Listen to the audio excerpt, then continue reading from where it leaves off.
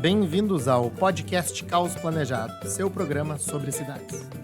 Eu sou Anthony Ling e hoje converso com a doutora Janice Pearlman sobre Favela, 4 décadas de transformação no Rio de Janeiro.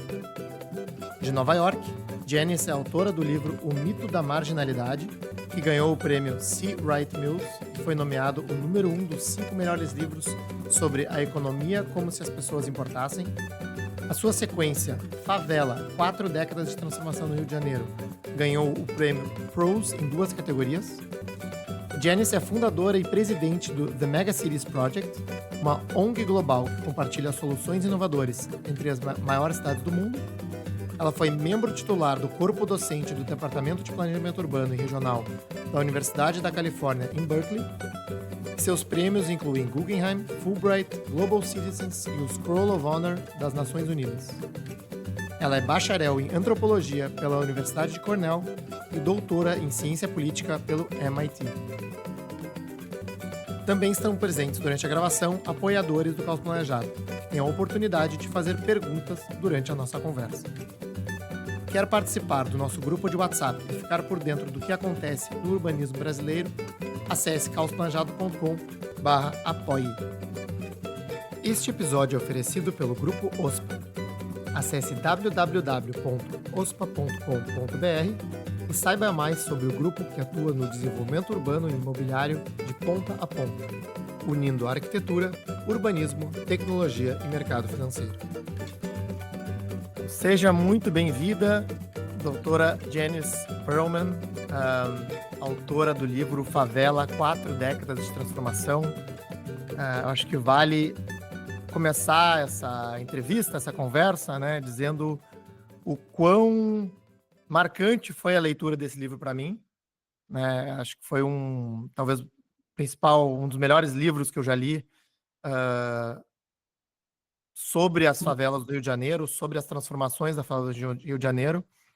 E, enfim, acho que a gente podia começar essa conversa com uma breve descrição sua, né, sobre o que é o livro, né, qual o propósito do livro e como ele foi escrito, né, porque eu acho que essa é uma característica muito marcante da sua pesquisa, né, de ter esse acompanhamento das entrevistas, dos dados ao longo de um período tão extenso, para a gente conseguir entender não só uma fotografia das favelas, mas sim a evolução delas ao longo do tempo.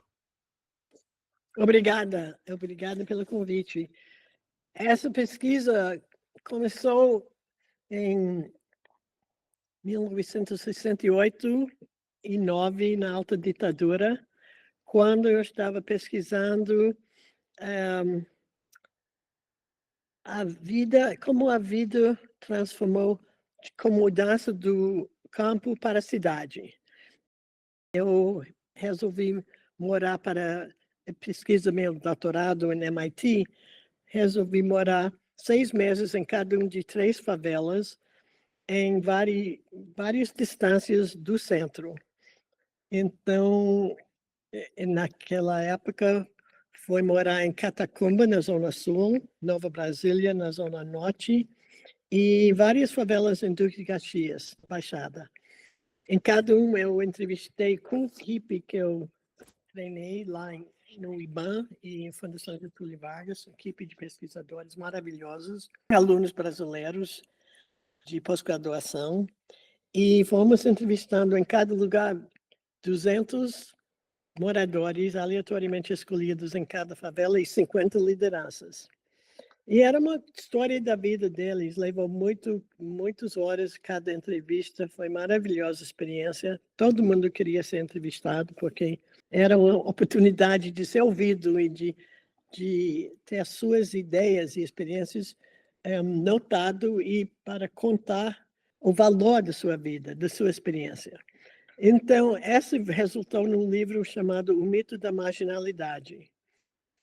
Foi publicado pela editora Paz e Terra em 77 e, bem, em inglês, The Myth of Marginality, 76.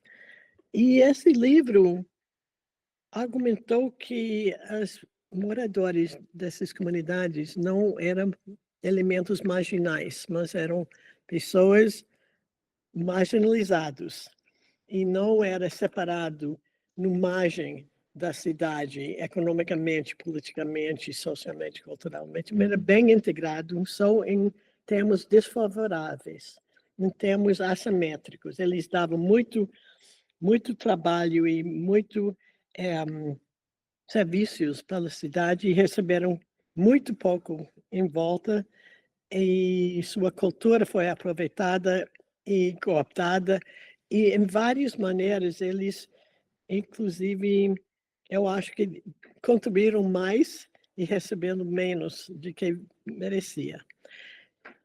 O resultado em termos de políticas públicas era um forte argumento contra a remoção, que era a política pública da época, e um forte argumento de o valor de deixar essas comunidades se desenvolver em comunidades de trabalhadores que servem essa cidade. Bem, eu queria voltar cada 10 em 10 anos para acompanhar essas 750 pessoas. Só que não existia nenhuma chance de financiamento, porque entrou num momento de pesquisa que todo mundo só pensou em neoliberalismo e neoeconomismo e só queria ver o preço, e ninguém interessou mais em bancar pesquisas sobre seres humanos lutando para a inclusão e contra a pobreza. Finalmente, abriu um novo interesse lá pelos anos 90 e consegui financiamento para voltar em 99. Aí eu passei 10 anos pesquisando para esse livro. Não imaginei que ia ser 10 anos, mas levou mais de 1 ano e meio para descobrir onde estavam as pessoas, os sobreviventes da mostragem original. E fazemos várias inovações para buscá-los. Foi muito bacana. Até fomos com alto-falante nas comunidades, perguntando se alguém lembrou de mim, de uma garota gringa que andava na comunidade perguntando coisas. E finalmente conseguimos, contra todas as prevenções dos financiadores, conseguimos achar quase todo mundo que já sobreviveu, quer dizer, uma porcentagem bastante alta em todas as partes do Brasil, muitos no Rio ainda, mas em vários lugares, fomos em todos os estados, e entrevistamos eles. Infelizmente, descobrimos na análise que era inútil de comparar esses seres humanos quando tinha 25 anos, depois estava 55 anos. Quer dizer, é um momento na história de vida completamente diferente. Aí pronto, saquei que tinha que entrevistar os filhos, que era mais ou menos a mesma idade de que os pais, 30 anos depois. Buscamos mais financiamento, entrevistamos uma amostra de todos os filhos desses entrevistadores e, infelizmente, os resultados foram tristes, porque uma das motivações das pessoas se deslocaram do campo para a cidade foi uma vida melhor para os seus filhos, pensando que talvez eles iam sofrer ou ter muitos desafios na cidade, mas os filhos com certeza seriam expostos a maiores oportunidades, melhor educação, saúde, etc. Na verdade, os filhos sim conseguiram muito mais anos de educação e ficaram muito menos dos filhos analfabetos. Muitos conseguiram passar no terceiro ano, mas em termos de emprego foi muito pior, porque no momento econômico em 99, 2000, 2001, não era muito subemprego e desemprego nessa turma. E então eu não queria escrever um livro triste. Aí eu resolvi doar mais dinheiro e entrevistar os netos. E, finalmente, os netos, sim, conseguiram melhorar suas vidas bastante. Metade não morava mais em favela nem conjunto habitacional, e eles tinham entrado, metade tinha carteira assinado, eles tinham, sim, uma mobilidade social ascendente na vida e estava mais ou menos no mesmo nível de consumo doméstico como o morador do município do Rio. Não tinha muito, da sua idade, não tinha muito. E as casas, as condições de moradia, estava bem próximo. Então, essa me deu a chance de começar a escrever o livro Favela, com uma esperança no coração que não era para nada que esses sacrifícios que foram feitos pelos pais e avós. Não, é realmente ah, uma história incrível, né, que transparece na sua escrita. E uma dúvida que eu fiquei, né? Você falou que quando começou a pesquisa, já queria voltar de 10 em 10 anos para entrevistar aquelas pessoas de novo, né? E aí minha pergunta é, você já tinha isso em mente, né? Você já tinha esse desejo de voltar e acompanhar aquelas pessoas lá no início? E lá no início, né, o que te fez te interessar pelo Rio de Janeiro, né, te interessar a voltar, se aprofundar nesta cidade específica, né? Porque digamos assim, ah, é uma história de vida também, né? É uma dedicação de muitos anos para essa causa neste lugar. Eu gostei muito da sua pergunta. Para falar a verdade, eu não tinha nada em mente desse tipo quando fez a primeira pesquisa. Era uma grande curiosidade de qual era o impacto da experiência urbana para pessoas que não tinham nenhuma visão de que era a cidade. Eu comecei a pensar em fazer essa pesquisa para doutorado quando estava fazendo um estudo antropológico como uma estudante de antropologia em 63, em Cornell. E eu fiquei com muita sorte e ganhei uma bolsa de passar 3 meses no interior de uma vila de pescadores em Camaçari, na Bahia. E lá, a proposta da minha pesquisa foi como os jovens nessas vilas de pescadores e agrícolas conseguiram bolar sua visão para o seu futuro e para o que eles queriam ser na vida, o que eles imaginavam seria a sua vida. E no início dessa pesquisa, todos os jovens queriam ser exatamente o que os pais estavam. Queriam pescar em Saveiro e na jangada e morrer nos braços de manjar. Eu queria trabalhar na enxada. E uma coisa extraordinária aconteceu. Depois de 1 mês e meio que eu estava lá, era um grande desafio para mim, que eu cheguei lá não falando português nem nada, e ninguém lá falava, nem sabia que outras linguagens existiam. Aprendi muito rápido como sobreviver lá, nessa vila. Mas, quando chegou aqueles vendedores ambulantes vendendo as coisas, uma das coisas que era para vender, foi um rádio transistor.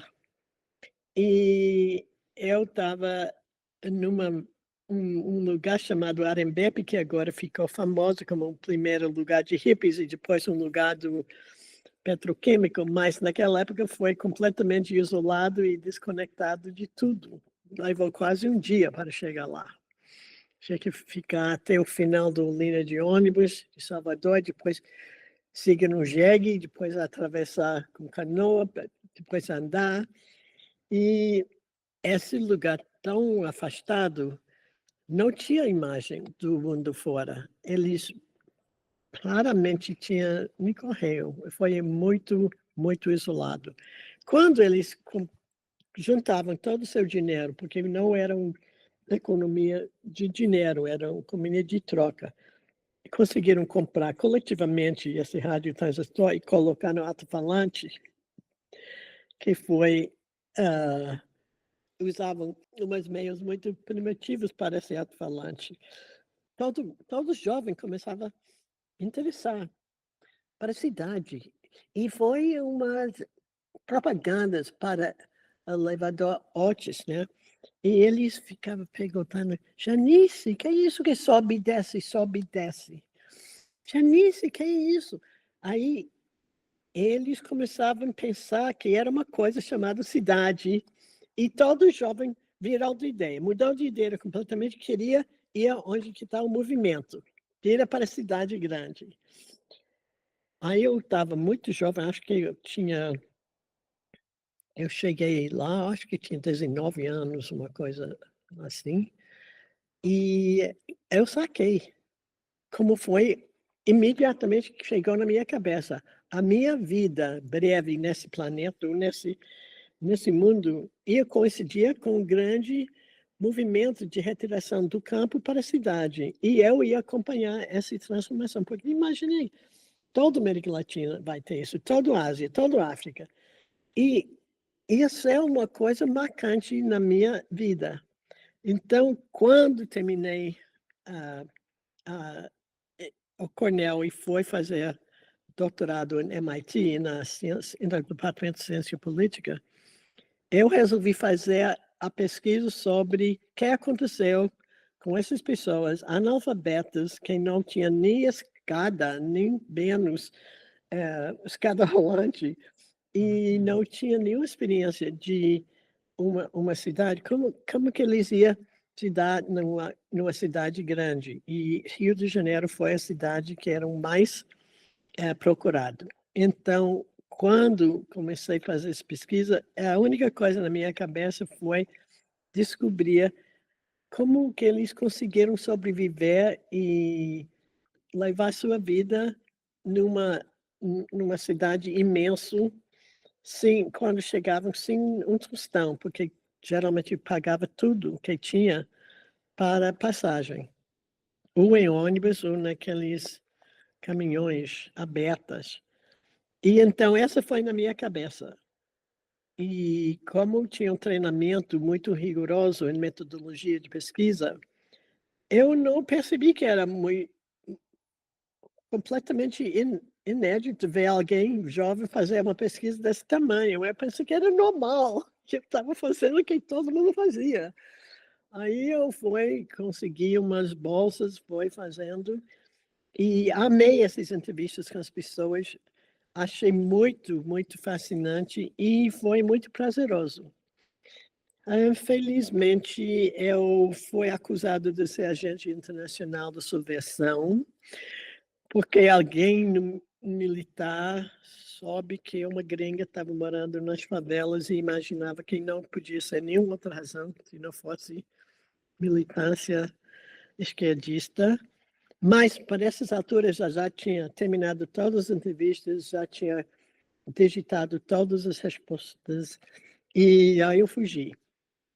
Mas somente depois de escrever, depois de terminar a tese, depois de ser chamado a ser professora na Universidade de Califórnia, e depois da publicação do livro, que eu pensei, puxa, seria muito interessante ver o que aconteceu. Então, nos anos 80, eu consegui ir para o Brasil, voltar para o Rio e verificar que eu podia achar as pessoas. Essa foi com a ajuda de uma colega minha no Banco Mundial. Só que não era nenhuma vontade de nenhum lugar para bancar isso. Então, levou um tempo e eu sempre fiquei na minha cabeça, eu sempre ficou na minha cabeça de seguir essas pessoas, suas trajetórias de vida. E quando abriu a oportunidade, eu fui buscar financiamento e consegui. Aí eu fui. A primeira visita foi em 99, eu fui ligado com o IPUR, no FRJ, e descobrimos que era possível, sim, de localizar as pessoas, apesar de não ter endereço, não ter nenhuma qualificação. Eu não perguntei nem os sobrenomes das pessoas, por causa da necessidade de proteger as pessoas. Então, só tinha Maria, que vivia na esquina, perto da igreja, blá, blá, blá. Mas Incrível. quando a oportunidade abriu, eu já fui. E nunca imaginei que ia levar 10 anos da minha vida. Felizmente, eu já tinha saído da Universidade de Califórnia e voltado para Nova York, onde que eu nasci e foi criado.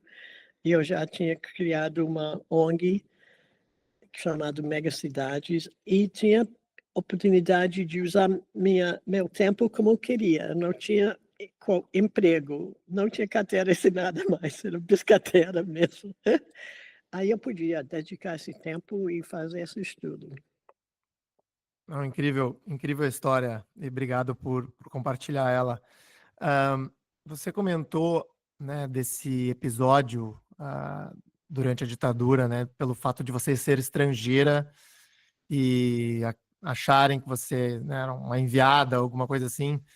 E eu queria que a gente explorasse um pouco mais isso, né, o fato de você ser estrangeira durante esse estudo, né? E aí eu fiquei aqui pensando, né, em outras hipóteses, eu queria te ouvir um pouco da tua percepção.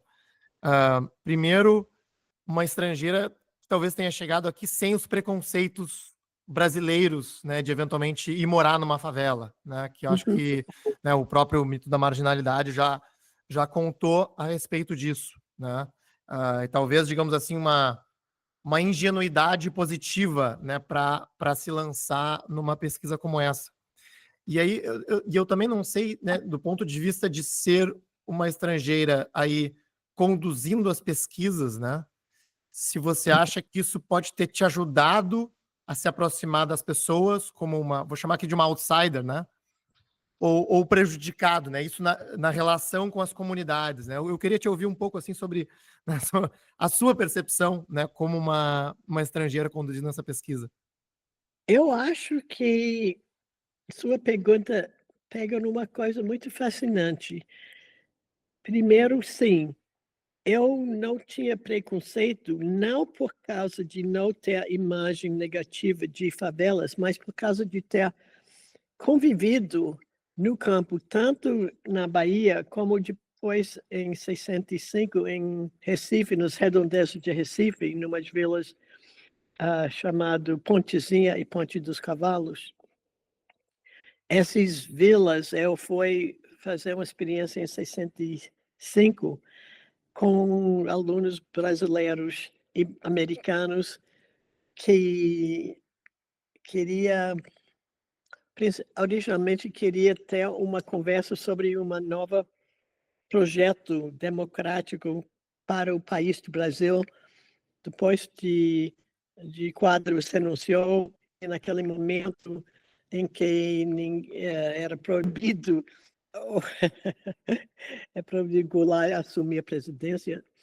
Então, imaginamos um brainstorming sobre possibilidades de um modelo especificamente brasileiro, não comunista, não capitalista, mas brasileira, de desenvolvimento. Aí o golpe aconteceu em 64, esse programa não foi para frente, mas em 65, o grupo brasileiro e americano descobrimos essas vilas que o Donald de Câmara estava trabalhando com esses dois povoados na periferia de Recife, onde as pessoas, moradores, viviam de pesca numa rio que estava sendo poluído pelos fluentes das fábricas que foram apoiadas por Sudene para supostamente desenvolver o Nordeste. Nessas vilas, eu também tinha 3 meses de convivência com o povo. E eu sabia claramente que não era nenhum perigo de conviver com essas pessoas. E essa mesma pessoa que se arrancou do Nordeste e foi para o Rio. Então, construíram suas próprias casas e lutaram para ficar, lutaram para a eletricidade, para a água, para a segurança. E então não tinha, eu conhecia essas pessoas, não conhecia as pessoas individualmente específicas, mas essa gente foi muito querido, né, no meu coração, na minha cabeça. Então eu fui na favela com a coração e cabeça totalmente aberta e com essa postura, eles me receberam totalmente carinhosamente. Agora eu consegui entrar numa favela por por razões não conectado à pesquisa. Eu aluguei um apartamento, o apartamento veio junto, não, subaluguei um apartamento em Gomes Carneiro, era do artista uruguaiano que foi para o Uruguai para um ano, aí eu aluguei o apartamento e o apartamento chegou com uma empregada e os dois, uma filha e um filho da empregada morando lá. Acontece que essa Margarida morava em Catacumba.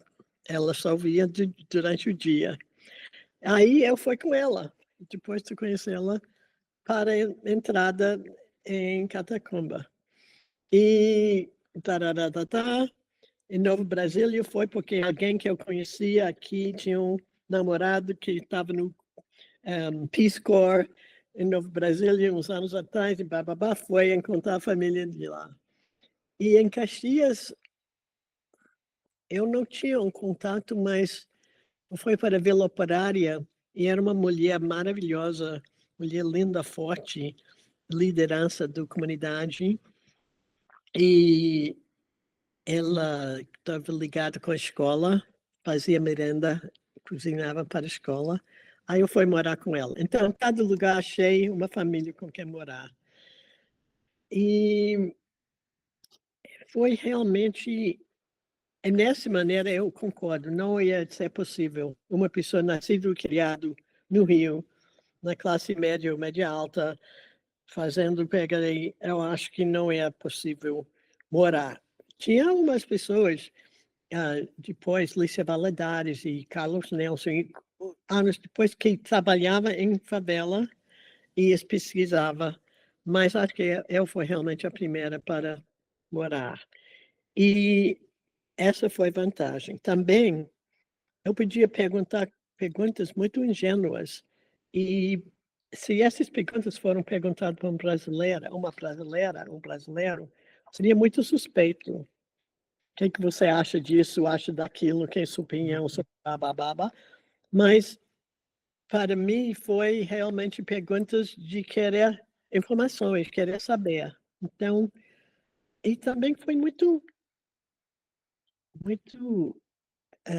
quase chique e muito prestigioso ser atendido para 3 horas na sua sala por uma gringa estudante, escrevendo todo entusiasticamente tudo que você fala. E essa ajudou. Eu lembro uma vez, eu parei de escrever que a mulher estava contando seu marido tinha uma namorada no outro comunidade e chegava em casa muito tarde e não queria prestar atenção dela. Aí eu parei de escrever. Aí ela falou, Janice, escreve isso, é muito importante, escreve aí, escreve isso.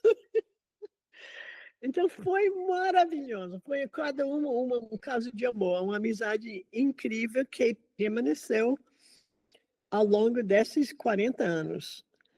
E agora permanece com os filhos e netos em vários lugares. Então, essa foi uma vantagem. E outra vantagem foi ser mulher, porque ninguém levou muito a sério mulheres, especialmente mulheres jovens com cabelos grandes e com esse cara de gringa.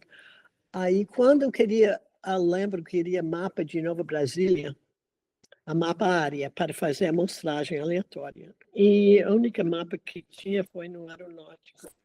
E era proibido ter uma cópia. Mas eu fui lá, blá, blá, blá, falei, querida. Eles, claro, agora vamos para esse mapa aqui, quem mais queria, blá, blá. Aí eu não fui levado a sério, que para mim foi grande vantagem. Aí até agora no livro você vai ver esses mapas. Então foi uma vantagem. E depois eu abri o caminho para muitos brasileiros e outras pessoas de fazer pesquisa. Só que quando os americanos começavam a fazer pesquisa, pensando que uma favela tour em Jeep era uma maneira de entender a favela, e depois escrever um blog, escrever aquilo, escrever isso, né? Essa realmente foi muito, muito, Uhum. muito ruim, porque essas pessoas começavam a elogiar, o desprejar, sem saber nada, sem entender nada. E muitos deles eram muito bom, muito ágil, marketing e propaganda. Então começava a espalhar, não exatamente mentiras, mas visões muito limitadas. Então, Uhum. essa realmente, eu acho que agora, uma das coisas maravilhosas recentemente que está acontecendo nas favelas e que as comunidades, as lideranças jovens estão tomando conta do narrativa sobre sua comunidade. Então, agora, eles que estão organizando o Favela Tour, eles que estão fazendo museu de favela, eles estão captando a história das suas favelas, entrevistando os idosos e entrevistando com notebooks e vídeo, aí fazendo uma recuperação do grande luta que foi atrás dessa favela. Então, agora eu estou muito feliz de ver que tem, com a entrada de vários jovens nas universidades, voltando e ficando na comunidade, está sendo uma nova sensação de identidade, de orgulho, em vez de vexame de morar em favela. Não, muito, muito legal a sua reflexão, Janice. E antes da gente entrar no tema, digamos assim, específico da pesquisa, né? A gente está meio numa conversa meio meta até agora. O urbanista Washington Fajardo está aqui no canal, está ouvindo, e mandou uma pergunta para você que diz o seguinte, né? Se você acredita que os movimentos de direitos civis nos Estados Unidos e as lutas de movimentos comunitários da época, né, influenciaram as suas decisões para começar a investigação no Brasil. E se por essa perspectiva, como você entendeu a segregação racial no Brasil comparado com os Estados Unidos? Primeiro, quero anunciar aqui em público minha grande admiração para Washington Fajardo, uma grande amizade, e ele é grande amigo e aprendi muito com ele. Segundo, acho que não, Washington, eu acho que eu acompanhava e participava nesses movimentos, na época foi movimento anti-guerra de Vietnã, mas esse interesse no ser humano sendo removido do seu lar, acho que inconscientemente foi levado para os meus avós, porque a mãe e o pai da minha mãe vinha perseguido de Polônia e Ucrânia como judeus, e no lado do meu pai foi da România. E eu acho que eu sempre me interessei nas pessoas que não eram completamente parte do lugar que expulsaram eles, mas tinham não total aceitação no lugar que eles chegavam. Então, entendi isso no momento de escrever o livro, no final de fazer toda a pesquisa, toda a análise, todo escrever, reescrever, vou fazer o tese de doutoramento, depois fazer o livro, vou voltar, babá. No momento que fiz a dedicatória, aí eu saquei que era meus avós, que eu estava inspirado para suas experiências. Eu conheci muitas pessoas, segui muitas pesquisas sobre relações raciais, comparando o Brasil e os Estados Unidos. E eu acho que foi uma situação bastante diferente. Eu acho que, por várias razões, a situação foi bem diferente, e eu acho que essa pergunta, esse assunto de cotas nas universidades também é bastante diferente. Eu lembro quando comecei a fazer uma cota no Brasil, no Rio, e declarar uma certa porcentagem de pessoas tinha que ser negros, e todo mundo chegou e disse, eu tenho pele mais branca, mas meu pai foi preto e bababá. Nos Estados Unidos ninguém ia dizer isso, todo mundo ia dizer, não, eu sou branca, não, eu... Quer dizer, é uma coisa muito diferente, e essa é um assunto de longa pesquisa de várias pessoas, desde a seleção de escravos no início da escravidão nos dois países. Uma coisa que eu achei interessante foi na época que eu estava fazendo pesquisa no interior de Bahia, Conrad Kotak, um dos outros jovens, estava pesquisando raça, e ele teve um grupo de 40 fotografias de várias pessoas, com cabelo diferente, com nariz diferente, com cor de pele diferente, com lábios diferentes, blá, blá, blá. E a pesquisa dele foi perguntar a todo mundo como eles identificaram a raça de cada uma dessas pessoas. E foi muito interessante, porque ninguém concordava de quem era parará, quem era preto, mulato, moreno, branco, pardo, babá. Foi um completo desacordo. Então, pronto.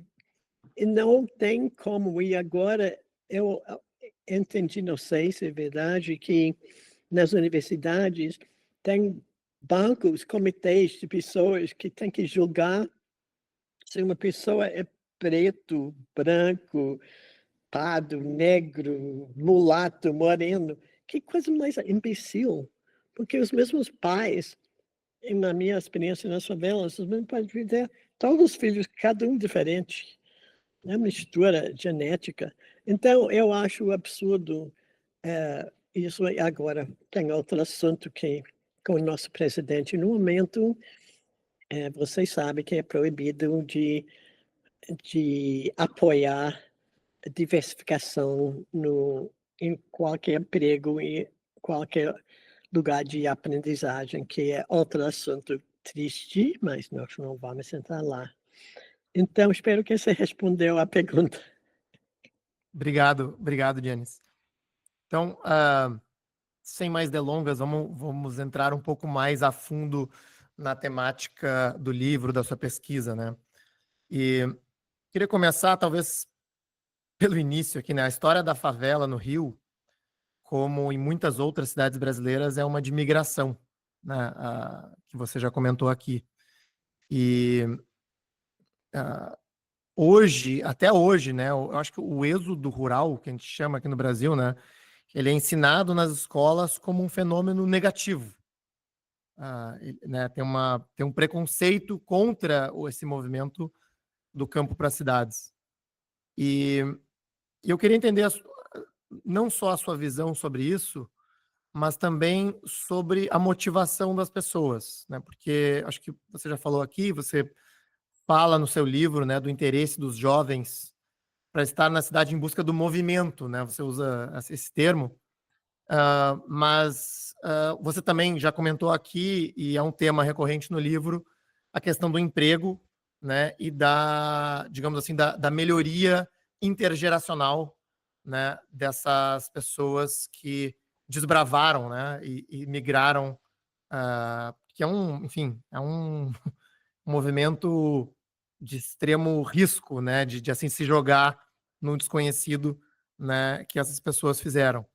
Então, queria começar por aí, né, te ouvir um pouco, um pouco além do que está no livro. Essa é tão fundamental, essa pergunta, porque não tem como fixar as pessoas no campo. Nos anos 80, eu fui contratado para fazer um estudo global dos esforços de todos os países de limitar o tamanho das cidades grandes, de proibir migrações. Nenhum país conseguiu. Nenhum país. Os que fingiram que conseguiu, realmente não conseguiu. Por exemplo, em Rússia, Moscou fez fez impossível de estabelecer novas moradias, novos apartamentos, na cidade, mas todo mundo fez. Embaixo do radar, pessoas foram morar com outros familiares, foram com outros amigos. Em China, eles tentavam controlar por rações de arroz. Aí as pessoas compartilharam suas rações de arroz. Vinha muitas pessoas, só que não foram registrados porque foi embaixo do radar. Em África do Sul, eles faziam por fazer passaportes, você precisava um passaporte para entrar na Johannesburgo, Cape Town. Foi ridículo, porque essas pessoas precisavam trabalhar, os brancos precisavam de ter essas pessoas trabalhando, quem ia mais fazer os trabalhos que essas pessoas faziam. Então, e tanto mais, em Inglaterra faziam pequenos growth poles, towns planejados. Ah, meu Deus, ninguém queria ficar. Se foram lá, eles foram depois para Londres. E eu estudei, descobri umas coisas fascinantes. O mais que outra coisa foi investir no campo, igualizar o nível de vida no campo na cidade, eletrificação do campo, babá. Pronto, bota fábrica. Cada uma dessas iniciativas impulsou mais a migração para fora. Capacitou as pessoas, abriu a cabeça e elas foram para a cidade maior, mais grandes. Então, eu acho que ser contra a urbanização é como ser contra chuva ou água. Quer dizer, você não controla, não é sua controle. E você vê que pessoas não urbanas têm famílias menores, têm nível de nutrição maior, têm nível de educação melhor, têm nível de saúde maior. E em busca de uma coisa muitas vezes não especificada, o busca de uma vida melhor, oportunidades mais abertas. Pessoas vêm para a cidade. Na Índia, mulheres vêm para a cidade porque não queria ser identificado para sua família. Ela é filha de fulano, ela é tia de blá, blá, blá. Eles vinham exatamente para ser anônimo. Então, uma das grandes, eu acho que, mitos de a razão de sair do campo no Brasil sempre foi necessidade por causa dos séculos, por causa dos várias dificuldades, ou em termos de ser no trabalho agrícola, trabalhando para alguém, ou sendo num lugar climaticamente impossível.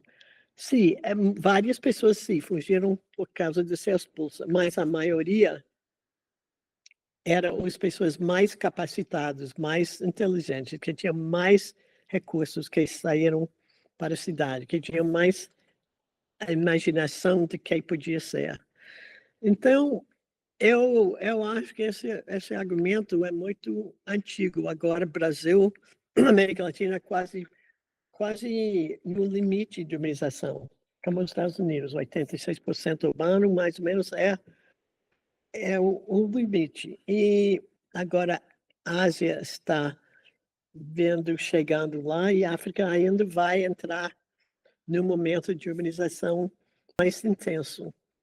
Mas quando eu estava na primeira pesquisa, e mesmo na segunda, eu fui visitar o campo onde as pessoas foram. Eles me levaram para o lugar onde que eles foram. No Minas Gerais, eu fui, em Pernambuco, na Bahia, em Ceará.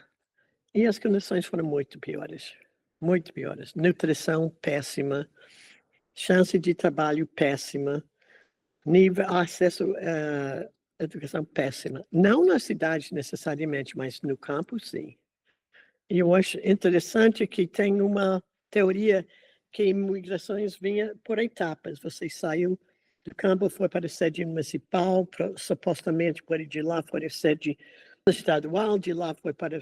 Não, eles foram diretamente para o campo até a mega cidade. E deu fora do ponto de vista do elite, quem não quer ver a pobreza nas suas redondezas, fora disso, era muito exitosa. Agora, o elite agora estão cada vez mais tirando da cidade e mudando para lugares, comunidades fechados, muito chatos, sem vida, sem nenhuma coisa fascinante e que eu acho detestável, e eu acho triste que eles não estão abraçando a coisa melhor do Brasil tem, que é a interação de pessoas e a vida de mistura, aquela mistura fina que o Brasil tem. Eu não gostaria de morar em nenhum condomínio fechado, nenhum prédio, daqueles que você não pode falar com o seu vizinho no elevador. Eles, todo mundo no elevador, nesses prédios, olha para baixo, olha para cima, olha para o lado. Qual que é olhar menos olhar para o olhar da outra pessoa? Então, por isso, gente, tem muitas pessoas, muitas, com capacidade financeira de sair de favela, não saem. Muitas. Em primeira pesquisa e na segunda pesquisa, porque quem vida eles falam, eu vou morar num pequeno apartamento em Copacabana, eu não vou conhecer ninguém, eu vou estar totalmente isolado. Que vida que eu vou ter? Não vou ficar perto de amigos, de parentes, da vida que eu gosto, do churrasco, por que mudar para lá? Aí, se eu queria mudar, eu tinha que mudar toda a minha família, todos os meus primos e netos e filhos. Então, eu acho que favela, para mim, é um lugar preferível para viver. Janice, então, pegando esse gancho, né? As pessoas chegavam na cidade, não encontravam, na maioria das vezes, uma oportunidade de moradia adequada aí ao seu nível de renda, né? E construíam seus barracos, né? Suas casas, muitas vezes em áreas públicas, né? E gradualmente evoluíam, né? Essas tipologias ao longo do tempo. Eu queria te ouvir sobre digamos assim, essa alternativa de moradia, né, que ocorreu no Rio de Janeiro e que é uma história comum no Brasil, e talvez tentar traçar algum comparativo mesmo com a cidade de Nova York, né, que também é uma cidade de imigrantes, e tem uma história de cortiços, né, ou tenements, né, que, enfim, também eram opções precárias, né, de moradia, mas não eram autoconstruídas, né? E te ouvir sobre essas duas realidades, né? Bom, o que leva a essas realidades diferentes, né? Não sei por que, talvez, né? A gente não viu tantas favelas proliferando numa cidade como Nova York, ou o contrário, né? Ah, e na sua visão, se existe alguma consequência diferente, né, a partir dessa história, né, dessas diferentes alternativas de moradia? Primeiro, é uma questão climática, que realmente os tenements não foram autoconstruídos, eram prédios construídos para a exploração de pessoas de baixa renda, que custavam um aluguel muito baixo, não tinha água, tinha um banheiro para o tenement todo. E não é possível de autoconstruir num clima como Nova York. Segundo, nos estatísticas sobre o setor chamado informal, tem 1 bilhão de pessoas agora no mundo, no setor informal. E está crescendo mais rápido que qualquer outro setor da população. Muito brevemente vai ser 2 bilhões e até o ano 2050, provavelmente vai ser 3 bilhões ou mais. E então, eu acho que essas estatísticas não estão incluindo o tenements, o slums em cidades de Global North, porque não são exatamente informais. Eles têm endereço, eles têm água, encanado, esgoto, eletricidade, serviços, são estigmatizados e são marginalizados socialmente e muitas vezes racialmente também, mas não é considerado setor informal. Eu acho que as pessoas que foram morar no cortiço, cortiço foi uma casa, geralmente, uma casa de família grande que foi dividido em quartos, ou alguns que foram vilas que foram feitos para isso. Mas agora tem vários movimentos de reutilizar apartamentos abandonados, prédios abandonados, construções não terminados, edifícios de escritórios comerciais para invasão de pessoas para melhoria. Nessa ainda existem muitos cortiços, né, até hoje, embora não seja, digamos assim, tão frequentemente noticiado. Eu acho que cortiço é parecido com tenement.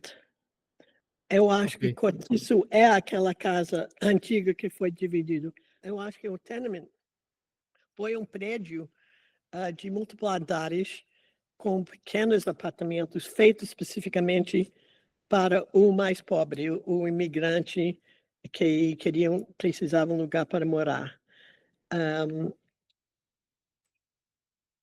Uma coisa interessante é que o tenement foi, como muitas pessoas achavam, favela ia ser um lugar para ficar até melhorar e mudar fora, e sair. Mas favelas era um lugar de ficar e melhorar e investir e virar uma comunidade. Eu sempre falo que se for todo morador de favela foi fazer greve um dia, a cidade, qualquer cidade ia parar de funcionar completamente. Então, eu acho que é difícil comparar as opções de moradia num lugar como Nova York. Nós temos, não sei se você leu, mas agora abriram um museu de tenement que pessoas podem ir e ter uma experiência como uma curiosidade. Mas muitos prédios que não são bem cuidados existem em Nova York e em todos os lugares que são subqualificados e pessoas continuam morando lá por falta de outra opção.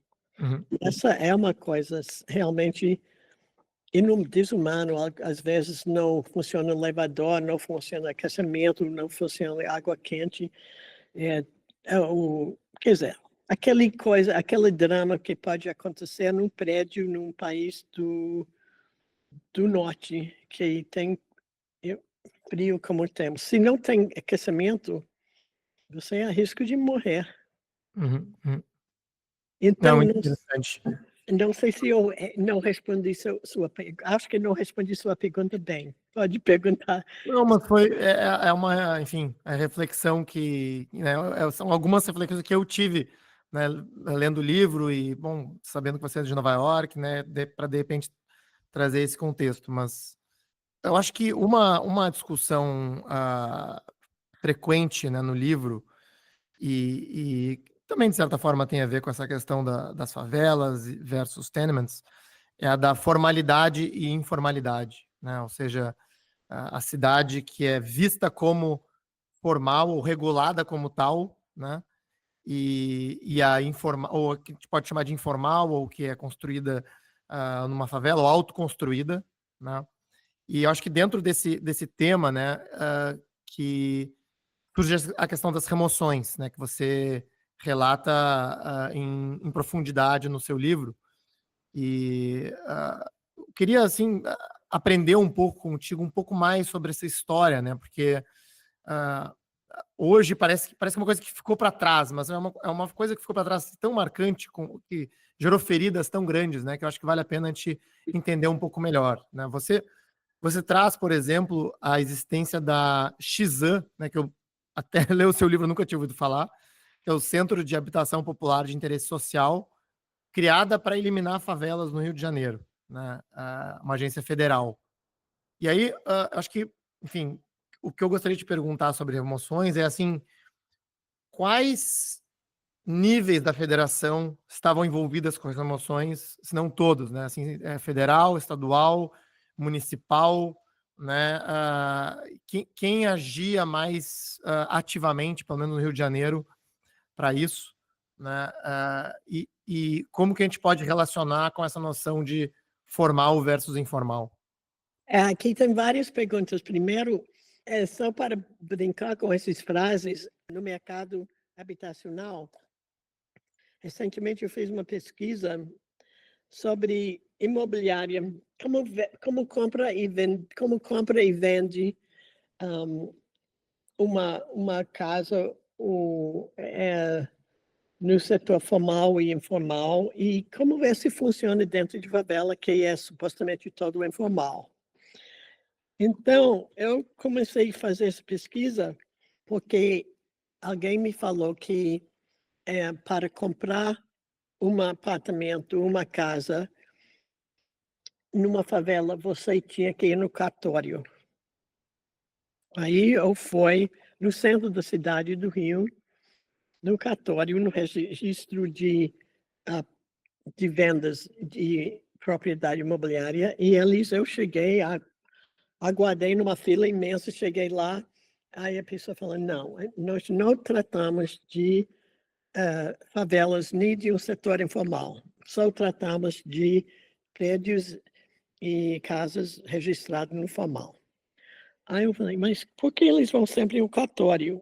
Aí eu descobri que o cartório é um lugar que você registra um negócio, um ONG, e que nos cartórios são registrados o presidente da Associação de Moradores, com assinatura desse presidente. E que para supostamente formalizar a venda que está organizado pela Associação de Moradores, você tem que e 2 testemunhos e o acordo entre quem compra e quem vende.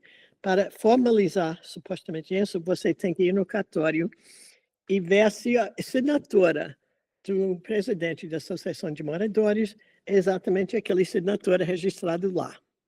Só que essas associações de moradores, hoje em dia, muitas vezes são contados por traficantes. E eles matam uma outra, e aí você tem que sempre ficar lá aguardando a assinatura do próximo presidente. É uma coisa mais ridícula, esse supostamente formalização de uma coisa completamente informal.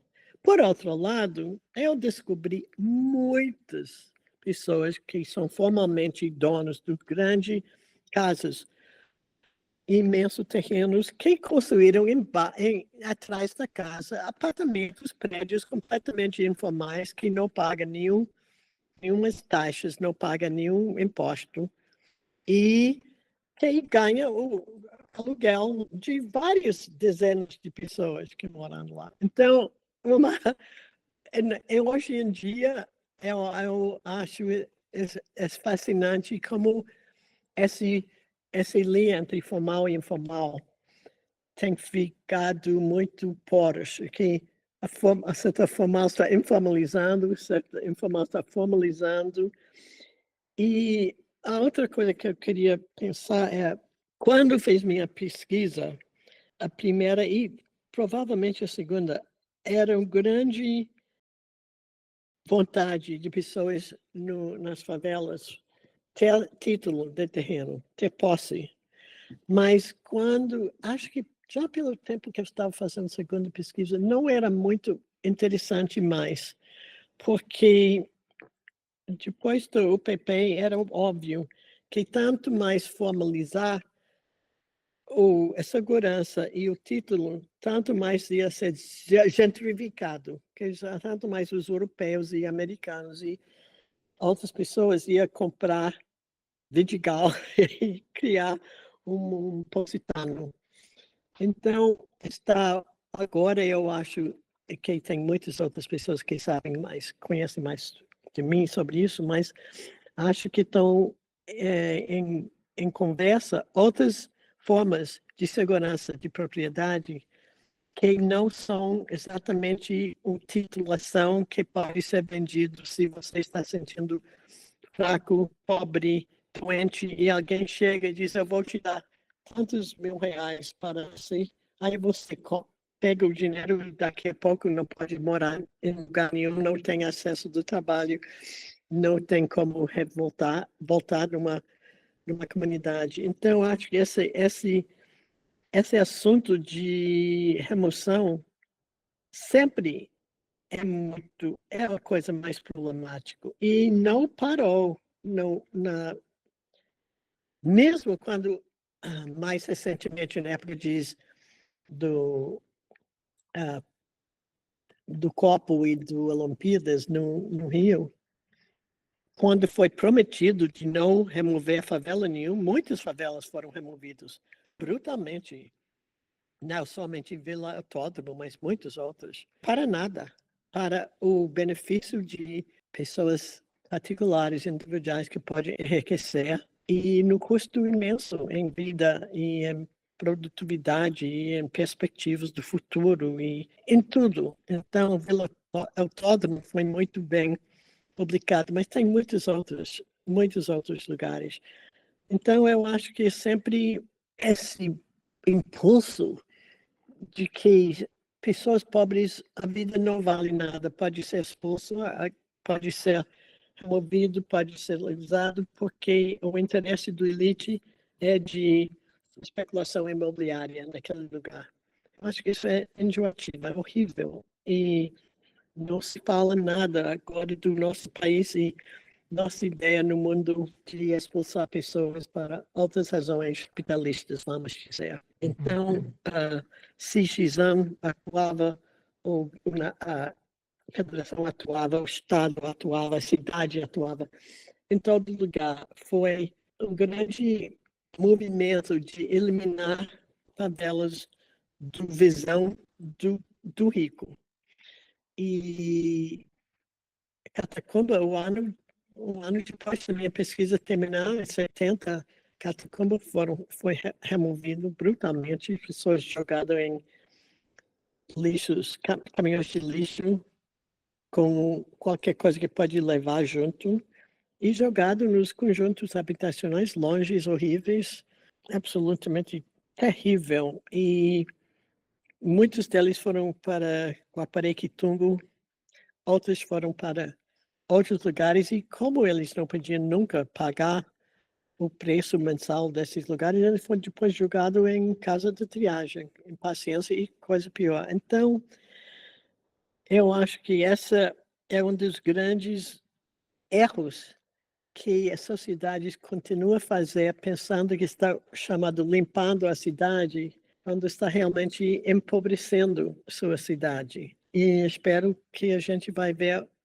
um dia quando isso nunca mais é possível. E também tem proteção, essa é o grande truque, proteção das pessoas para ficar nas suas comunidades e não ser naquele momento tentado a vender para um preço que não compensa a sua vida, a perda na sua vida para sempre, e sua vida e suas crianças e netos e tal.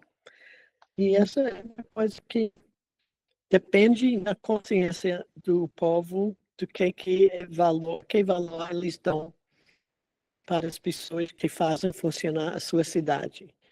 E até o momento que todo mundo está considerado gente, não vai dar nada, porque isso vai sempre voltar a ser muito popular a remoção. E minha grande preocupação agora, a ideia que eu fico pensando, é o que tem que acontecer para pessoas que moram em favelas, ou que não tem a renda igual à classe média, ser considerado seres humanos, ser considerado gente.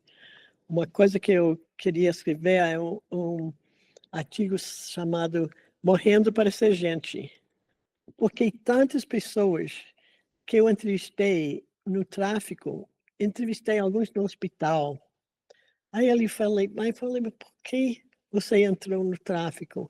Ele falou, porque eu sei que eu vou morrer cedo, mas pelo menos por enquanto que até morrer eu vou ser gente. Eu posso andar como gente, ter as coisas e eu posso sentir digna. E minha vida tem valor. Então, eu não quero ser como meu pai, que trabalhou 7 dias por semana, ou todas as semanas, 52 semanas por ano, sempre trabalhou, e ainda agora, depois de tudo isso, não é gente. Eu não quero ser isso. E, por exemplo, você vê que pessoas vale a ideia de ser incluído tanto que eles Marielle, por exemplo, foi matada porque ela estava gente, ela virou gente e foi muito ameaçado. Essa foi uma grande ameaça. E as pessoas que eu entrevistei, você talvez lembre do livro, me tocou muito. O Nilton, que foi um dos meus melhores amigos em Catacumba, muito brilhante, tinha feito uma escola de jesuítas, estava exatamente a pessoa que tinha pique de ser tudo na vida. Ele foi a pessoa que descreveu para todo mundo o que era uma amostragem aleatória. Ele falou, não, você sabe quando compra feijão, você não tem que ver cada pedaço de feijão, você vê algo, vai ser bom. Então, eu achei que ele ia ser muito bem sucedido na vida. Quando foi visitar ele em Quitungo, ele falou, Janice, quando conheci você, eu pensei, puxa, se eu caso bem, eu trabalho minha vida toda, minha mulher trabalha, limitamos nossa família a 2, dava toda a educação e oportunidade, que hoje em dia eu ia ser gente. Mas, Janice, eu estou anos de luz, estou mais longe de que quando te conheci. Então, até o momento que o carioca enquadra todo carioca como gente, essas políticas horrendas e prejudiciais vão se perpetuando. E mesmo que anuncie algum prefeito, o governador que não vai mais remover, eles removem. Uhum, uhum. Acho que uma discussão frequente no caos planejado, você comentou dessa fronteira meio porosa entre o informal e o formal, né? Eu acho que uma discussão frequente é que, até hoje, né, o planejamento urbano que a gente conhece, né, nas ferramentas do planejamento urbano, no Brasil, ele atua basicamente sobre o que é formal, né? Assim, planos diretores, regulação do solo, código de edificações, né? Existe uma miríade de planos, de fato, né, e regramentos sobre as áreas formais, né? E no momento que se define, digamos assim, que agora não é mais formal, tudo cai por terra, né? E não vale mais nada e se anistia muitas dessas regras, inclusive quando se regulariza, e deixa ainda essas áreas sujeitas a remoções, né? Como que você vê essa abordagem, digamos assim, do planejamento urbano, né? Porque, enfim, é evidente que assim, não é uma pesquisa especificamente sobre planejamento urbano, né? Mas nossa discussão aqui busca evoluir essa prática. E como que a gente sai dessa dualidade, digamos assim? É uma grande pergunta. Eu queria perguntar a você isso. Como a gente sai disso? Todo mundo que está ouvindo pode me dar as suas respostas, porque eu também quero saber. Eu lembro, você talvez não, porque você mora em São Paulo, mas era uma época que Alfredo Sequis estava no governo municipal e criou um POSO. O POSO foi umas oficinas dentro das favelas que podia ajudar as pessoas e melhoraram suas casas em termos de segurança de construção, em termos de mais perto do código de um lugar seguro para se morar. Mas eu acho que foi também, se eu não me engano, um financiamento para ajudar eles a melhorar as casas. Mas foi muito pouco tempo e depois eu acho que foi desconectado.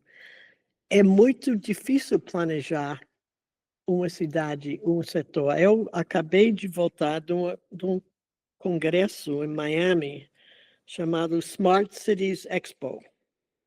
E Smart Cities Expo, o assunto foi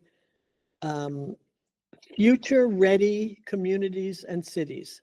Comunidades, cidades dispostas a enfrentar o futuro. Pronto para o futuro.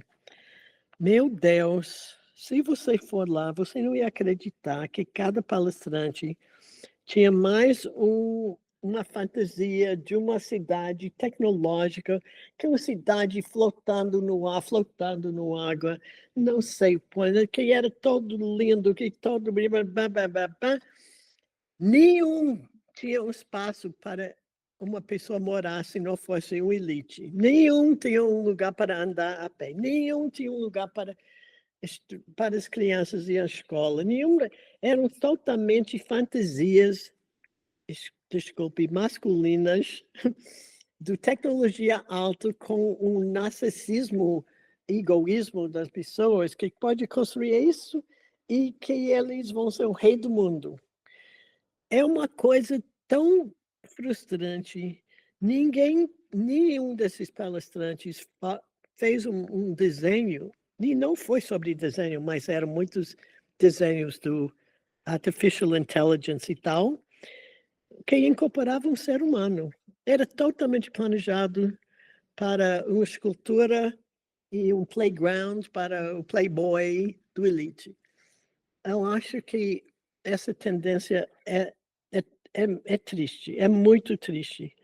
Então, eu acho que temos uma grande lutar para a incorporação de outras formas de espaços urbanos e formas que têm mais liberdade. Muitas pessoas falaram para mim que não queria comprar nada no setor formal porque não podia aumentar quando tinha uma família, sua família cresceu e queria casar e ter seus filhos, não podia fazer um puxadinho, não podia fazer bater um laje. ele sente uma sensação na favela de uma grande liberdade de se viver, de se comportar socialmente, politicamente, fisicamente, com menos constrições.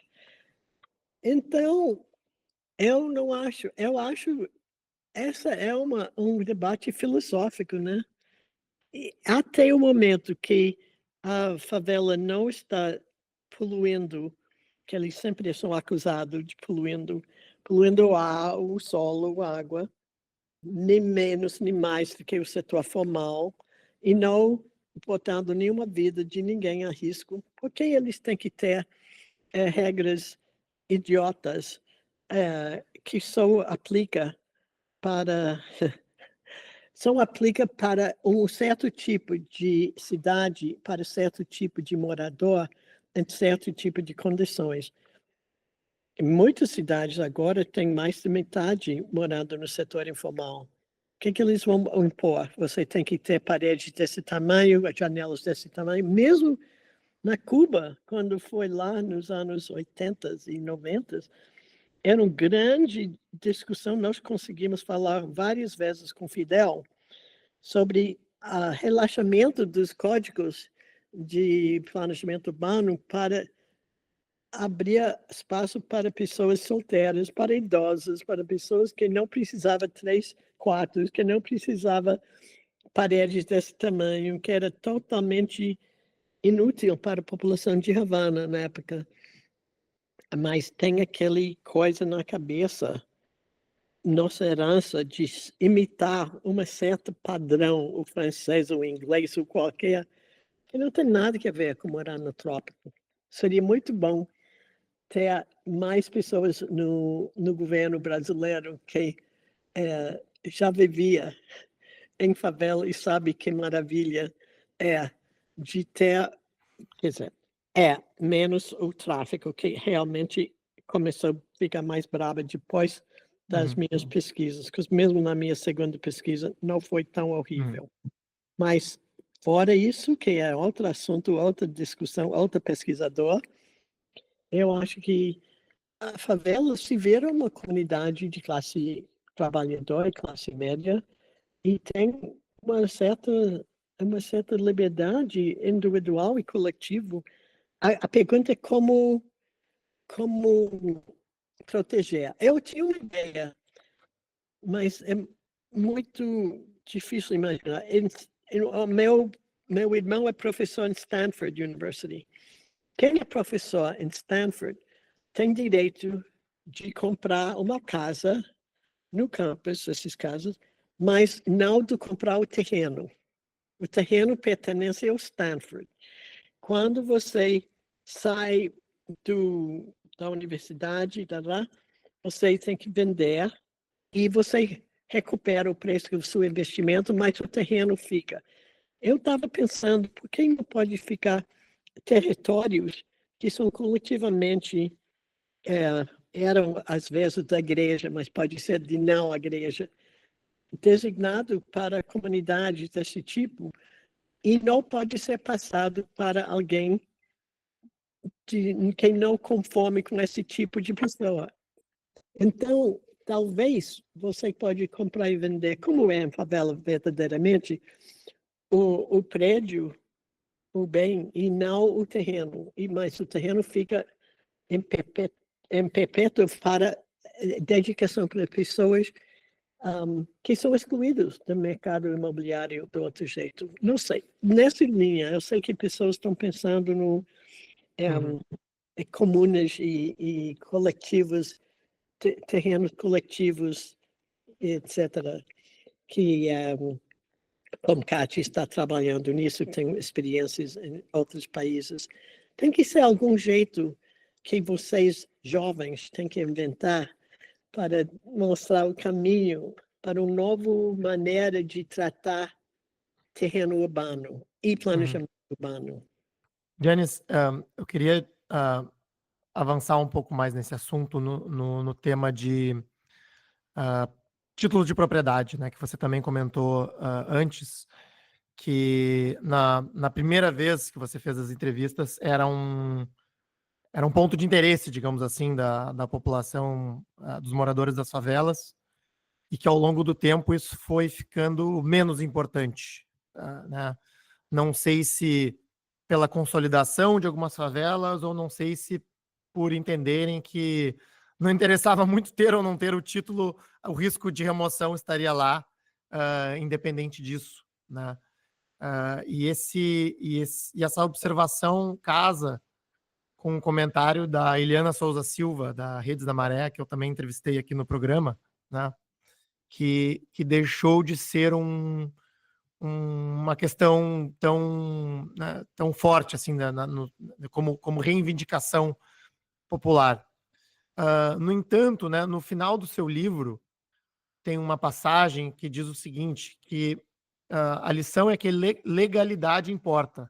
Comunidades de baixa renda existem num contínuo de legitimidade. Quanto mais próximas se situa uma comunidade do status legal e da documentação legal desse status, o mais provável é que seus moradores sejam tratados como pessoas que podem agir em seu próprio nome. Como você vê, né, a situação da legalidade, a importância disso, ou não, ou talvez não a importância disso? Mas primeiro eu quero dizer que a pesquisa desse segundo livro foi concluído em 2009, quer dizer, o livro foi publicado em inglês em 2010. Levou todos esses anos para poder publicar em português, por razões idiotas, mas eu não necessariamente ia escrever isso agora, hoje em dia, porque eu concordo com a Eliana. Com as experiências primeiro, várias vezes propriedades em favelas foram legalizadas, estão dando títulos, certificados, etc., começando com Brizola, e nunca mais foram respeitadas essas titulações. Então, era uma promessa vaga, vazia. Outra coisa, quando fez pesquisas como em Cantagalo, aquele grupo Atlântico, não sei o quê, parte da favela era a igreja, e parte era privado, e parte era, não sei, doação do colonial, e não sei o quê. Parte foi do aeronáutica. Favela, titulação é muito complicado. E titulação casa por casa é ridículo. Tem que ter uma atitude em termos de proteção contra remoção, que a pertenência a toda a comunidade. E essa foi que levou as pessoas a pensar menos, porque é tão complicado juridicamente, e também, cada vez que tem alguma titulação que mais presta, é uma convite para alguém de classe mais alta ou do estrangeiro comprar. Então, título parece que está ligado com gentrificação. Essa é uma das grandes razões que pessoas mudaram para trás, pessoas nas favelas e que fazem políticas nas favelas, têm deixado de pensar que isso foi uma solução. Por isso que eu estou pensando, eu gostaria de saber quem está pensando maneiras. Não é o título que protege, tem que ter uma outra maneira, uma outra fórmula que protege, porque título é só seu direito de pagar taxas e impostos. Em muitos lugares eles já pagam e não tem título. Em muitas favelas, num lado de uma rua é titulação, outro lado não, é invasão, chamado. E às vezes também não faz tanta diferença. É um pouco talvez mais protegido, mas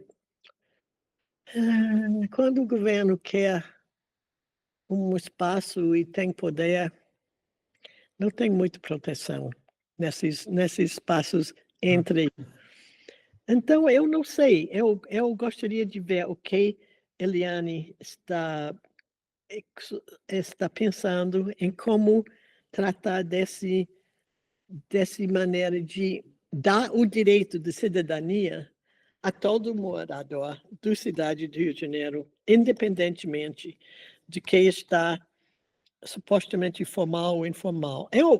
Por exemplo, quando estava pensando, gente, você sabe que pessoas na favela, na hora de candidatos concorrer para votos, todo mundo na favela é gente. Todo mundo vale a pena conversar e procurar e babá. É a mesma coisa quando está vendendo um produto. Ah, meu Deus, esses moradores de favela são ótimos consumadores. Muita gente lá que vale a pena vender para eles. No momento de voz política, no momento de as pessoas serem respeitadas em termos de emprego, em termos de ser visto quando eles falam, no entrevista, e onde que o senhor mora? Onde isso é? Ah, eu moro no tal e tal rua. Ah, comunidade, não é? Acabou a entrevista, acabou. Isso é ridículo. Então, não é exatamente uma coisa jurídica, é uma coisa psicológica, é uma coisa de mexer com a cuca da pessoa, mexer com a cuca dos que prolongam essa divisão. E eu acho que nenhum truque de planejamento urbano é tão forte como mexer com a cabeça da pessoa que sempre enquadra morador da comunidade como menos, como não gente, Uhum. e eu acho que essa é um grande desafio. Uma das coisas que eu amei foi quando pessoas da geração de Eliana e mais jovem em Maré, como Gisele Martins, e pessoas como Cosmo em Providência, pessoas como que Favelate, em todas as favelas, é um movimento de jovens que foram para a universidade, voltaram, estão fazendo coisas para retomar uma narrativa. Muitos eram correspondentes comunitários, e eles estão mexendo com isso, estão tentando demonstrar um certo tipo de poder suave, vamos dizer, soft power, aquele nós por nós que recorda no celular infrações de direitos humanos pela polícia. Tenho múltiplas experiências que me dão inspiração, mas nenhum mexe com propriedade, titulação, porque é um grande buraco. Você cai lá e você está sempre lá na escuridão, nesse buraco, que fica mais e mais profundo, porque tem Uhum. muitos interesses eh, contra essa Uhum. regularização fundiária. Janice, já até passamos do horário, a conversa está excelente, mas eu tenho uma última pergunta, é uma pergunta um pouco longa, até para colocar vários assuntos que faltam aqui, né? Um tema frequente, principalmente na segunda metade do seu livro, é a questão do crescimento da violência e do comando do tráfico sobre esses territórios, né? E você também faz um comentário no final do livro sobre o programa Favela Bairro, né? Tanto do seu impacto como da sua, digamos assim, descontinuidade, né? E até que você teria, digamos assim, dados recentes, né, sobre o impacto desse programa nas gerações mais novas, né? E a minha pergunta é a seguinte, né? Eu sempre enxerguei o programa como o Favela Bairro, né? Talvez não especificamente o Favela Bairro, como não só uma forma de prover infraestrutura, trazer dignidade para essas comunidades, mas também para marcar a presença do Estado, né? Ou seja, ter alguém presente, né? E aí, independente da situação de formal ou informal, né?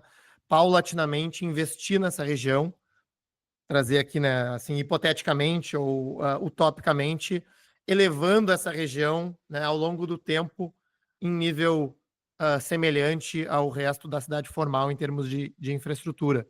E na ausência disso, né, eu enxergo esse vácuo institucional onde entra o tráfico nessas comunidades, e agora, assim, é quase que cada vez que o tempo passa é mais difícil reverter a situação, né? Então, assim, eu não sei eu não sei o que você acha dessa reflexão, se ela faz sentido, né? E como você vê esse problema, e se, assim, embora talvez o Favela Bairro tenha tido dificuldade de ser continuado, né?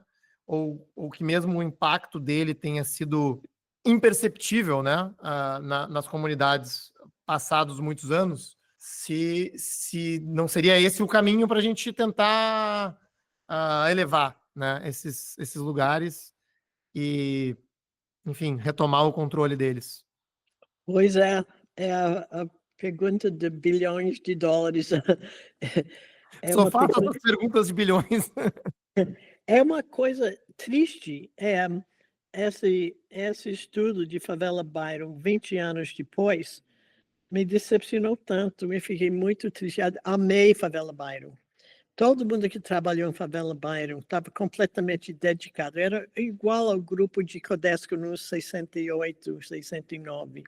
Pessoas que torceram para o direito da cidadania para todo, que torceram para trazer serviços urbanos igual ao setor formal, que torceram para cada pessoa ter orgulho de morar lá. O problema é que o investimento foi principalmente físico, em termos de infraestrutura física, coisas que podem ser construídas, porque essa não ameaça ninguém, pode contratar engenharia, arquitetos, economistas, fazer o orçamento, bababá. Agora, eu acho que o investimento no lado social tem sempre sido para trás. Inclusive, você lembra o PP, era originalmente o PP policial e o PP social. E quando começou no Rio, era um grande, e isso também continua sendo nos próximos esquemas de urbanização de favelas.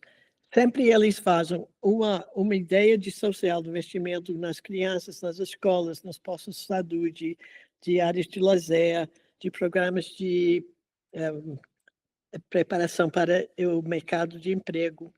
Sempre começa com um estudo básico da comunidade, que vai ser uma meta. Às vezes, eles começam com estudos antropológicos de associações comunitárias.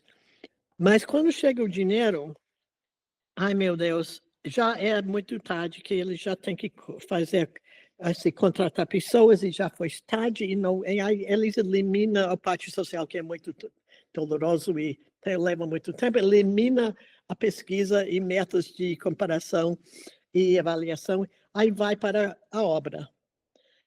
E a obra em si é que desmanchou em Favela Byron. A obra, inclusive as favelas nas redondezas, que não tinha Favela Byron, ficava melhor em termos de infraestrutura, que ninguém roubou, e ninguém roubou nada, que não era nada. E tem um grande problema no PAC também. No PAC tinha coisas maravilhosas. PAC tinha bibliotecas e tinha áreas de lazer e grupo de mulher e casas maravilhosas. E o que aconteceu quando estava todo feito, o jardim e piscina e tudo? O Estado brigou com o município quem ia cuidar desse espaço. E cada um falou, não, é sua. Não, é sua. Ah, não, eu não, você. E pronto, desmanchou tudo. Então, que eu fico muito preocupada com esse negócio de investimento físico como prioridade em cima de investimento no ser humano e na comunidade. E não tenho resposta. Eu acho que todo mundo que está escutando esse podcast, um dia nós mandar as suas ideias, porque eu moro aqui em Nova York, eu não estou acompanhando, tem 1 ano desde que eu estava no Rio. Estou louco para ser convidado de voltar. Qualquer coisa que me convida, eu vou. qualquer, qualquer coisa. E porque eu vivo com essa preocupação na minha cabeça e meu coração. Como que pode realmente conseguir o que a Favela Bairro queria? Igualizar aquelas pessoas nesse lado da fronteira de bairro e favela. Era lindo. E em Paque, você vê que estava nas grandes favelas, quase, Ruth quase conseguiu. Depois de muitos esforços, conseguir que as pessoas nas favelas grandes, Jacarezinho, achei complexo, Areia talvez, trabalharam, alguns lideranças conseguiram trabalhar com planejadores, fazer o seu input no plano, nas prioridades, tarará. Muito trabalho, esforço, fim de semana, noite, dia, muito tempo. E quando estava todo pronto e a comunidade aceitou e o governo aceitou, pronto, a Caixa Econômica cortou verba e pronto, nada mais aconteceu. Quem vai confiar no governo depois disso? Todo mundo que colaborou com os planejadores foram queimados, porque que idiotas, se você nunca aprende, que não pode confiar, que coisa horrível ter essas lideranças que botaram suas vidas e sua própria estímulo na comunidade, autoestímulo na linha para tentar uma coisa melhor, eram idiotas, porque mais uma vez essa confiança não foi justificada e as pessoas foram levadas mais uma vez uma gasta. Quando, por exemplo, falando de infraestrutura, que coisa maravilhosa, o governador uma vez e o prefeito foram para Medellín e viram aquele teleférico tão maravilhoso. Meu Deus, era um brinco perfeito para uma oportunidade de foto, para sair no jornal. Ai, que brinquedo. Aí nós vamos fazer isso. E isso controlou violência, perfeito. Agora nós vamos cortar o programa social que foi feito por anos em Medellín e vamos só pegar esse pedaço de brinquedo e vamos botar em Nova Brasília e vamos terminar com todo o comércio nessa via principal, que todo mundo que vai ter que sofrer, porque eles foram os primeiros e eles investiram muito, mas agora temos um prospecto maior. Aí, pronto, vamos botar isso, vamos botar as estações onde ninguém pode acessar, porque vamos realmente usar isso para a polícia, porque a polícia tem que controlar, enfim, e vamos fazer de graça para morador, porque vai atrair muitos turistas. Nada. Aí agora acabou, é feio, é horrível, parece que o Estado está aquele coisa gigantesca na comunidade, que precisava esgoto, que precisava verde, que precisava tudo. Mais uma vez, planejamento urbano, decepciona o Tá povo. tudo errado. Às vezes eu fico decepcionado com o título da nossa plataforma. Assim. Pois é, eu acho que temos que lutar muito. Eu nunca vou desistir. A luta continua, como disse. Eu acho muito bonito o filme de Walter Salles agora, que em inglês está chamado I'm Still Here, ainda estou aqui. Uhum. Mas é isso, não mudou tanto, porque não tem ainda uma cidadania igual para os ricos e os pobres, e não tem, por isso, umas intervenções de planejamento que privilegia o que precisa mais, o investimento, no ser humano e na comunidade, e na sociedade civil. Eu gostaria de saber, todo mundo que está escutando isso, acompanhando suas ideias, que me dá esperança que vamos ver uns caminhos para melhorar isso na frente, porque aí se eu posso ver e visitar uma coisa que mostra promessa dessa inclusão, Eu acho que vou ficar muito feliz de ver Rio de Janeiro realmente brilhar como deve brilhar e não pode brilhar com metade fora e outra metade controlando tudo. Olha, doutora Janice, eu gostei de fechar esse episódio com essa mensagem aspiracional, né? Eu adorei conversar contigo e, na verdade, agora eu só queria passar a palavra para ti, para tuas considerações finais e para eventualmente fazer algum comentário sobre teu trabalho, sobre a obra, que a gente não tenha se aprofundado suficientemente aqui. Você acha que pode ser relevante para um público de pessoas interessadas em cidades?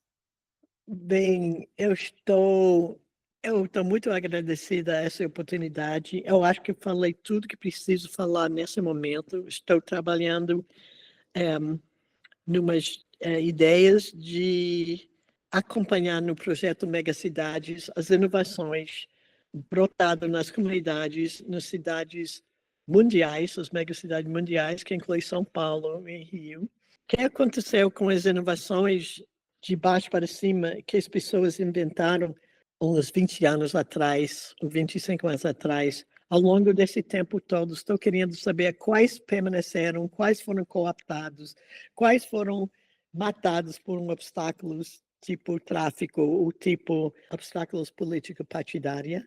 E eu estou querendo saber quais intervenções e apoios pode ajudar comunidades e organizações comunitárias, talvez em parceria com outras instituições, a florescer, porque eu acho que as soluções mais poderosas e que têm mais chance de resiliência e são mais flexíveis são geralmente os que saiu de uma realidade difícil e as pessoas que vivem essa realidade, a sabedoria e a inteligência que eles têm, a criatividade, que eles fornecem uns caminhos para o futuro. E eu estou querendo entender a evolução da história de vida dessas ideias e inovações, não os que vêm do governo, mas os que vêm do campo.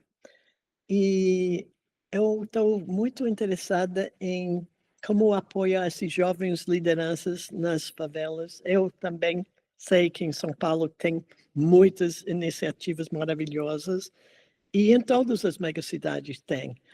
E como eu não tenho muito fé agora nesses novos governos que são realmente um pouco trogloditas e pouco horrendas, eu tenho fé nas pessoas, no povo, para inventar uns caminhos que ficam com a luz acesa e nossa esperança viva. Doutora Janice Perlman, muito obrigado. Foi um prazer, uma honra te ouvir e espero que a gente possa continuar esse contato.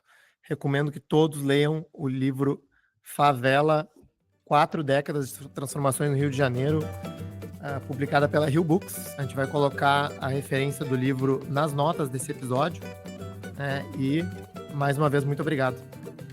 Obrigado, foi um prazer. Nesse episódio, conversamos com a doutora Janice Perlman.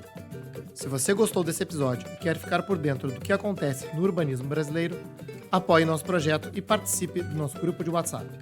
Acesse caosplanejado.com/apoie. Este episódio é oferecido pelo Grupo OSPA.